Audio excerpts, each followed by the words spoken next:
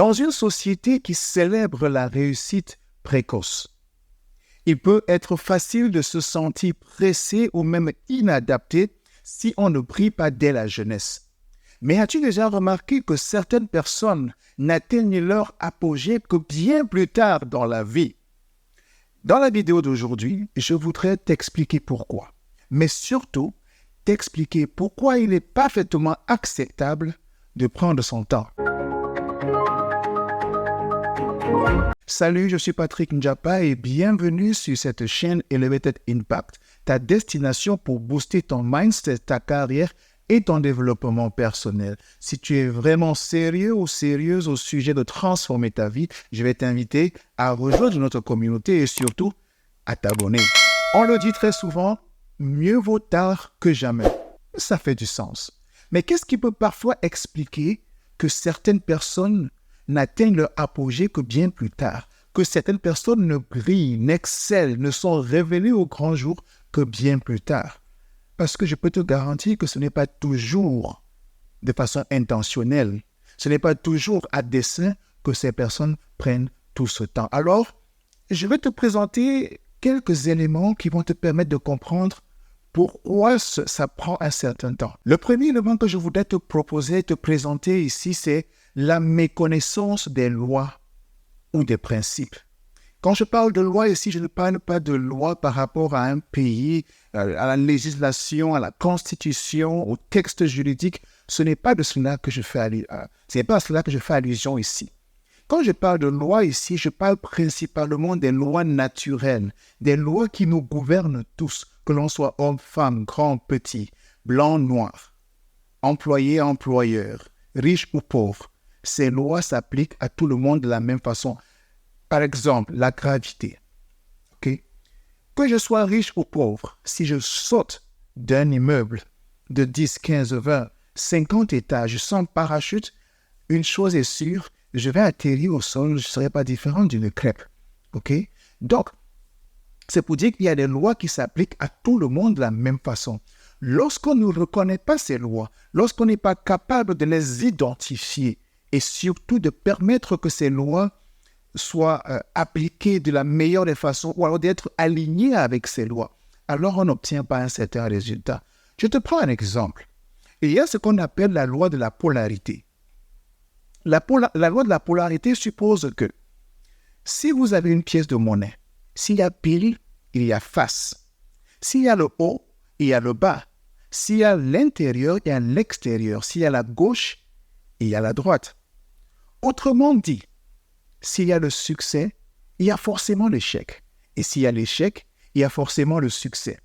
Lorsqu'on ne reconnaît pas cette loi, lorsqu'on n'est pas capable d'identifier cette loi-là, un ensemble d'événements, d'opportunités nous passent sous les yeux, sous le nez, comme on dit souvent. Simplement parce qu'on n'est pas capable de comprendre que ce qui semble être un échec aujourd'hui n'est que le chemin qui nous mène vers le succès de demain. Parce que la loi de la polarité nous le rappelle encore. S'il y a l'intérieur, il y a l'extérieur. Donc, s'il y a le succès, il y a l'échec. Et s'il y a l'échec, il y a le succès.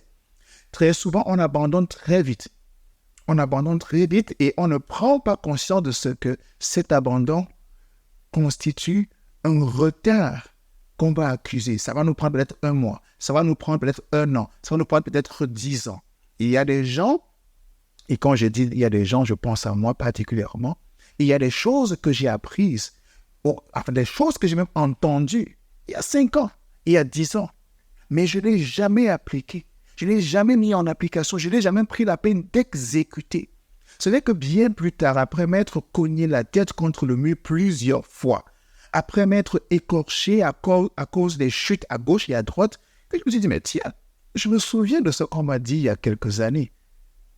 Et là, je me dis, pouf, qu'est-ce qui se passe? Si j'avais mis ça en application 10 ans plus tôt, je serais très loin aujourd'hui. Donc, la méconnaissance de ces lois, la méconnaissance de ces principes ne nous permet pas de réussir. Ou bien au contraire, ça ralentit notre progression. J'ai pris un exemple, j'ai parlé de la loi de la polarité. Il y a un autre principe, une autre loi que je peux aborder ici. C'est le principe selon lequel toute chose a une période de gestation. Cela veut dire quoi? Cela veut dire que un homme ne rentrera jamais chez lui un soir. Et sa femme lui dit, chérie, je suis enceinte. Il dit, bravo, magnifique, il célèbre le bébé à venir et ainsi de suite. Le lendemain matin, il ne demandera jamais à la mère, où est l'enfant? Tu m'as dit que j'étais enceinte. Où est l'enfant? Parce que le monsieur comprend que lorsqu'une femme est enceinte, ça prend un certain temps pour que l'enfant arrive dans la famille, pour qu'on puisse porter l'enfant, pour qu'on puisse bercer l'enfant. Il y a 9 mois de gestation. J'ai grandi avec ma grand-mère.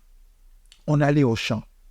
J'ai cultivé avec elle. J'ai planté avec elle. J'ai sarclé avec elle. J'ai récolté avec elle. J'ai assemblé la récolte au grenier avec elle pendant des années. Je n'ai jamais demandé à ma grand-mère, le lendemain du jour où on a semé, mais grand-mère, où sont les maïs, les arachides, haricots et bien d'autres choses qu'on a semées.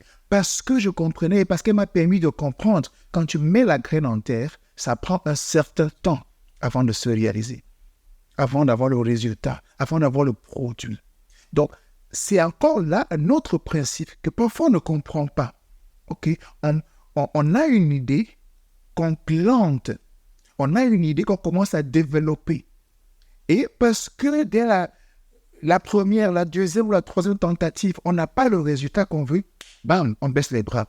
On se dit, mais ça ne vaut même pas la peine, ça ne marchera même pas. D'ailleurs, telle personne m'a dit ceci, telle autre personne m'a dit cela. Et on laisse tomber. Et à chaque fois qu'on laisse tomber, on ralentit. C'est un peu comme l'analogie de la pompe, ok, pour faire monter l'eau à la bonne fontaine.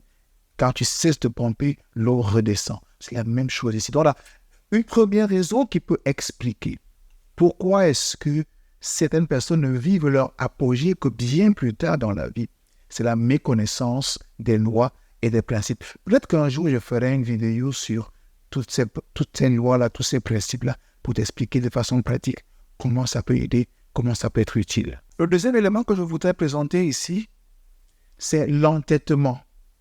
Ne pas être capable de retenir des leçons très vite.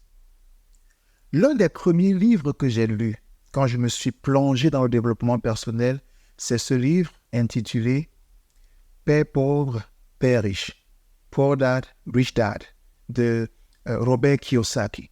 C'est l'un des premiers, des tout premiers, c'est même le premier livre que j'ai lu. Père pauvre, Père riche. Et il y a une leçon que j'ai retenue quand j'ai lu ce livre-là. La leçon est la suivante. Dans le livre, il encourage à échouer le plus rapidement possible. Parce que l'échec, parce que les situations qui ne marchent pas comme on veut sont en réalité des feedbacks. Un peu comme Edison qui disait, quand on lui a demandé comment se fait-il qu'après 1000 tentatives pour créer l'ampoule électrique, tu as continué. Il dit que non, mais je continuais parce que j'ai découvert 1000 tentatives, 1000 façons par lesquelles l'ampoule ne pouvait pas fonctionner. Et c'est bien plus tard qu'il a trouvé la façon appropriée. Okay? Donc, Robert Kiyosaki m'a fait comprendre à travers son livre qu'il est important d'échouer le plus rapidement possible. Parce que ces échecs-là vont apporter le feedback nécessaire pour se corriger vite et avancer. Or, très souvent, on est résistant à retenir la leçon qui émane de ces échecs. Et on dit très souvent que tout ce que tu résistes persiste et ce que tu embrasses devient grâce. Tout ce que tu résistes persiste et tout ce que tu embrasses devient grâce. Quand tu résistes la leçon, quand tu résistes le message qui t'est envoyé à travers l'événement que tu viens de vivre, oui, le feedback n'est pas positif, mais au moins tu as un message. Lorsque tu résistes, lorsque tu ne veux pas écouter le message, parce que ton ego, parce que X, parce que Y, parce que Z, peu importe la raison, la conclusion est la même.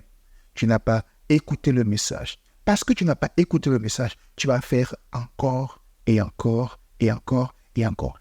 J'aime souvent à penser que le succès, c'est comme ce certificat qui nous est décerné après qu'on ait retenu la leçon. Parce que pour que tu puisses réussir, il faut que tu puisses faire les choses d'une certaine façon. Il faut que tu puisses organiser les choses d'une certaine façon. Or, avoir l'intelligence, l'imagination ou bien l'expertise, la compétence de faire les choses d'une certaine façon, il faut parfois passer par un ensemble d'événements. Et si tu n'es pas capable de retenir à chaque fois que tu passes par ces événements la leçon principale, alors tu n'obtiendras pas ton certificat dans les meilleurs délais. À l'école primaire ou au lycée, on disait « il a redoublé sa classe, il a redoublé ». Et c'est comme ça que tu vas redoubler encore et encore et encore, jusqu'au jour où tu diras « ah, j'ai compris ». Moi, l'une des choses pour laquelle je suis vraiment spécialisé, c'est le self-image, l'image de soi. Okay? Parce que je trouve que c'est très important d'avoir une image de soi positive. C'est ça qui va déterminer le reste. Ça va avoir un impact sur la confiance, ça va avoir un impact sur la façon de se voir, la façon de se comporter et ainsi de suite. Et là, c'est vraiment fondamental, c'est prioritaire. Moi-même, il m'est arrivé des fois où je n'arrivais pas à justement me percevoir comme une personne qui peut faire telle chose. Et à chaque fois que je résistais à cette idée de pouvoir me voir de cette façon-là, je n'avançais pas. Jusqu'au jour où j'ai dit « ah, ben d'accord, j'accepte, je peux le faire. Je me vois en train de le faire parce que j'ai retenu la leçon. C'est devenu plus facile pour moi. » Donc, l'entêtement, l'incapacité à retenir la leçon de chaque situation que nous vivons peut être une raison importante qui fait que le succès que l'on peut vivre aujourd'hui, qu'on le vive plus tôt, 10 ans plus tard. Un autre élément qui peut justifier pourquoi certaines personnes n'expérimentent pas le succès tôt dans leur vie, c'est notamment, tu peux imaginer, peut-être oui, peut-être non, la prise de risque. La prise de risque. On a peut-être grandi dans un environnement où on nous a toujours rappelé, fais attention, c'est très dangereux. Ah, c'est trop beau pour être vrai. C'est sûrement un scam. C'est sûrement, il y a un piège. Ce n'est pas simple. Donc, quand on a évolué dans un environnement comme celui-là, on entre dans la vie avec cette encore réticence à prendre un certain nombre de risques. Parce que ce n'est qu'au bout de ces risques-là qu'on finit par décrocher le gros lot. Pour que tu puisses décrocher le gros lot, il faut prendre des risques. Bien sûr, il ne s'agit pas des risques incalculés, il ne s'agit pas des risques qui vont mettre en danger ou ta vie ou la vie de tes bien-aimés. Ce n'est pas de ça qu'on parle. Il faut avoir des risques calculés. Mais ici, le risque fait aussi allusion à notre capacité à sortir de notre zone, entre guillemets, de confort. De dire, je n'ai jamais fait telle chose, mais je vais le faire. Je n'ai jamais joué à la guitare, mais je vais apprendre à jouer à la guitare. Je n'ai jamais chanté en public, je vais apprendre à chanter en public. Je n'ai jamais pris la parole en public et dirigé une réunion. Je prends le risque. Le risque aussi suppose que la première, la deuxième ou la troisième fois qu'on va le faire, on va probablement faire des erreurs. On va se lever pour parler, on aura l'impression que nos jambes se dérobent dans le dessous de nous parce que voilà, on tremble, on panique. Mais ça n'arrive que la première ou la deuxième ou la troisième fois. Plus on le fait, plus on se met à tutoyer sa peur pour dire, attention, toi tu n'es qu'un nuage de fumée, tu n'es qu'un écran de fumée là. Tu m'as donné l'impression que tu étais quelque chose. Et voici comment j'ai compris ça. Je reviens encore à ma grand-mère.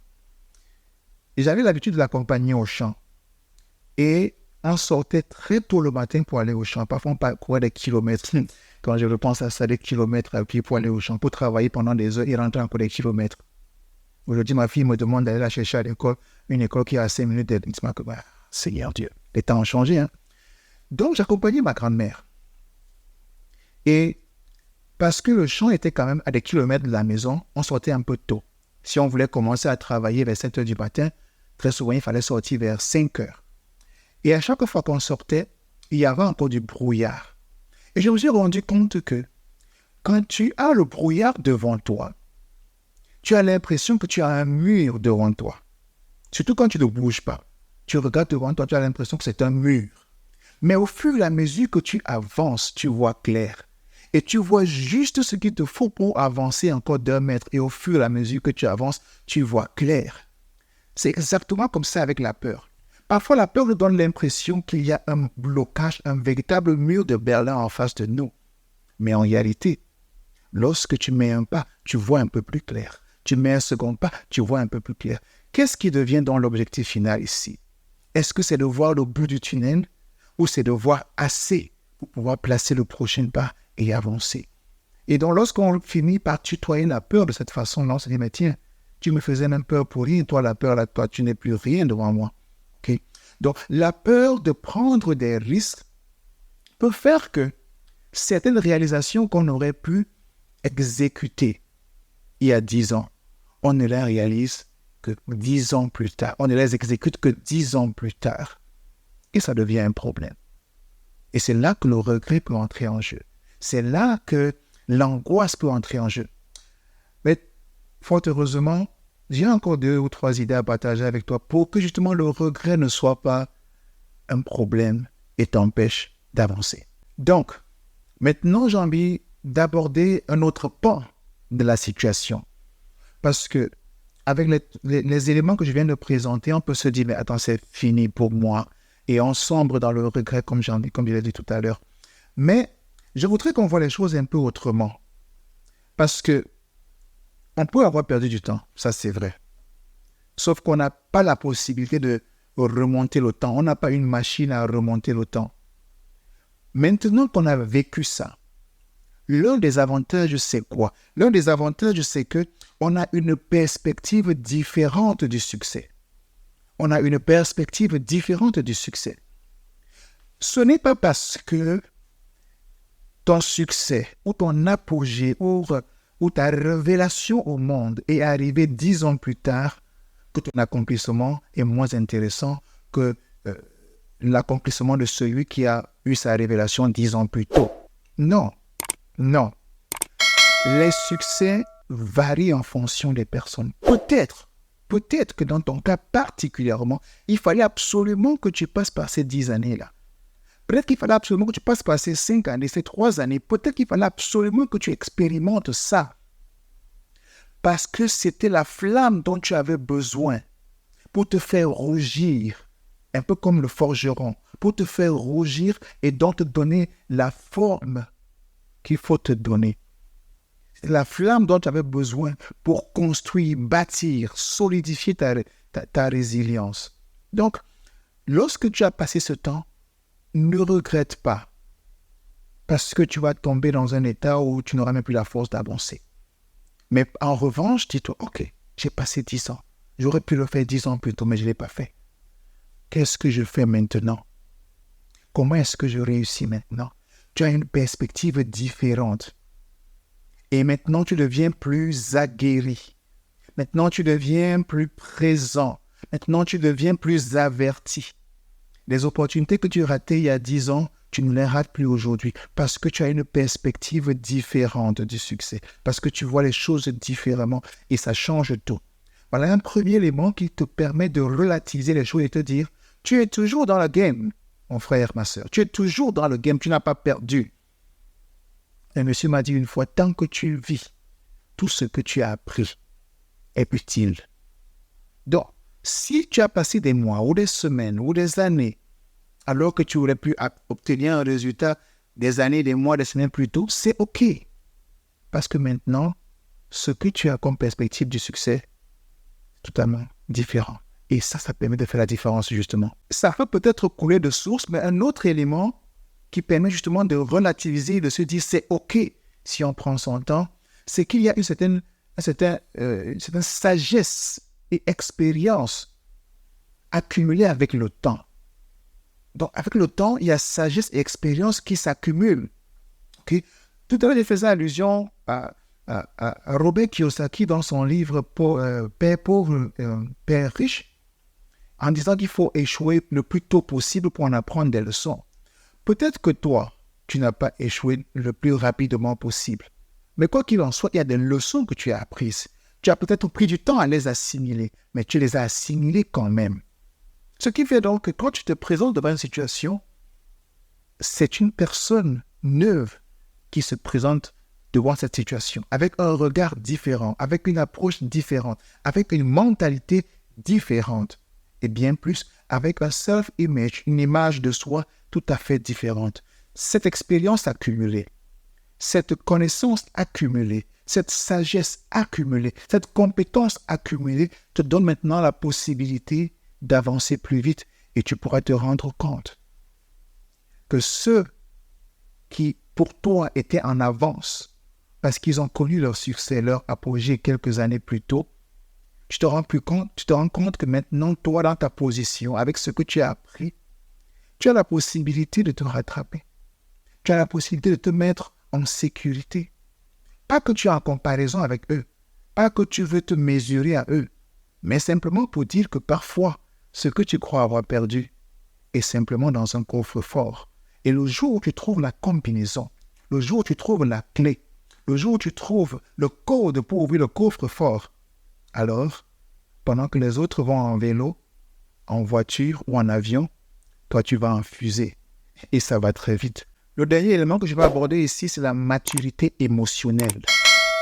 Parce que c'est clair. Lorsque tu as échoué, encore et encore et encore, lorsque tu n'as pas évolué à la vitesse à laquelle tu aurais voulu évoluer, peut-être parce que tu t'es comparé aux autres, peut-être parce que tu t'es mesuré aux autres, lorsque les choses ne se sont pas passées exactement comme tu l'aurais souhaité, il se trouve que tu n'es pas la même personne, tu n'es plus la même personne. Émotionnellement, tu as mûri. Et parfois, on a besoin d'avoir cette maturité émotionnelle parce que le succès a besoin de se maintenir.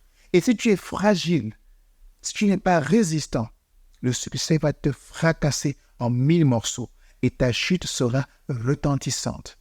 Parfois, on a vraiment besoin de passer par ce feu, cette flamme, pour nous faire rougir, afin de nous façonner, pour avoir la forme qu'il faut pour supporter les challenges qui vont se présenter et mériter son succès. Je t'ai expliqué pourquoi certaines personnes prennent du temps avant d'exploser, de se révéler au monde. Je t'ai aussi expliqué pourquoi c'est OK, c'est tout à fait acceptable si tu n'as pas évolué vite et comment est-ce que tu peux te rattraper. Je ne sais pas exactement la situation que tu es en train de vivre. Je ne sais pas exactement ce qui correspond à ton cas. Mais quoi qu'il en soit, que tu sois en train d'aller à un bon rythme, entre guillemets, parce que tu as commencé tôt, ou alors que tu aies l'impression que tu as commencé tard et tu penses qu'il faut te rattraper, quelle que soit la situation, rassure-toi simplement à chaque fois que tu es en train de courir après quelque chose qui vaut la peine. Il faut que ton succès soit bâti sur quelque chose de valeur, quelque chose qui va permettre à ta société de changer, une chose qui va améliorer ta propre vie, la vie de tes enfants, la vie de ta communauté, la vie de ceux qui sont autour de toi. Il faut avoir un idéal et je souhaite que tôt ou tard, ton idéal se réalise. Et merci d'avoir écouté. Ne manque pas de t'abonner, ne manque pas de laisser des commentaires et surtout partage. Des messages comme celui-ci, les gens ont besoin de l'entendre. Et enfin, ne manque pas de suivre la vidéo qui va suivre. OK? À très bientôt.